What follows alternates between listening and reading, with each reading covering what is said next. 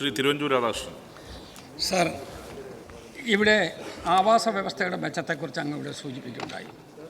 Sir, കഴിഞ്ഞ 20 കൊല്ലക്കാലമായിട്ടുള്ള വന്യജീവി അക്രമത്തിൻ്റെ കണക്കെടുത്ത് നോക്കിയാൽ അത് വർദ്ധിച്ചുകൊണ്ടേയിരിക്കുകയാണ്.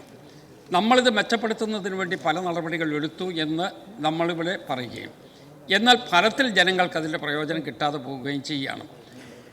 രണ്ടാമത്തെ പ്രധാനപ്പെട്ട പ്രശ്നം നിബിഡ വനങ്ങളിൽ ജീവിച്ചു കൊണ്ടിരിക്കുന്ന ആദിവാസികളാണ്.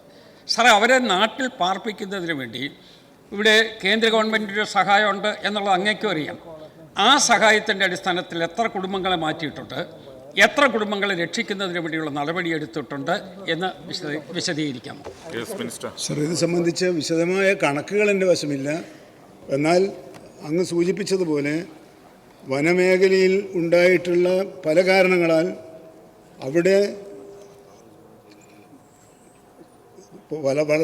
സംരക്ഷിക്കാൻ കഴിയുന്നത്ര ഭൂമി വിസ്തൃതി ഇവിടെ കാര്യത്തിൽ ഒരു വ്യത്യാസമുണ്ട്.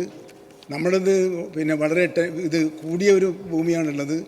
അപ്പോൾ ആ ഭൂമിയുടെ വനമേഖലയുടെ അളവനുസരിച്ചുള്ളൊരു തോതിലുള്ളതല്ല ഇപ്പോഴത്തെ വന്യമൃഗ പ്രക്രിയ എണ്ണം എന്നുള്ളത് കൊണ്ട് അത് കൺട്രോൾ ചെയ്യാണ് നമ്മൾ വേണ്ടത്. പക്ഷേ കൺട്രോൾ ചെയ്യാൻ ദൗർഭാഗ്യവശാൽ നമുക്ക് രണ്ടുപേർക്കും കൂടി ഒന്നുകൂടി കേന്ദ്ര ഗവൺമെൻറ്റിനെ കാണുന്നതിന് അങ്ങയുടെ സഹായം ഉണ്ടാകുമെന്ന് ഞാൻ പ്രതീക്ഷിക്കുന്നു.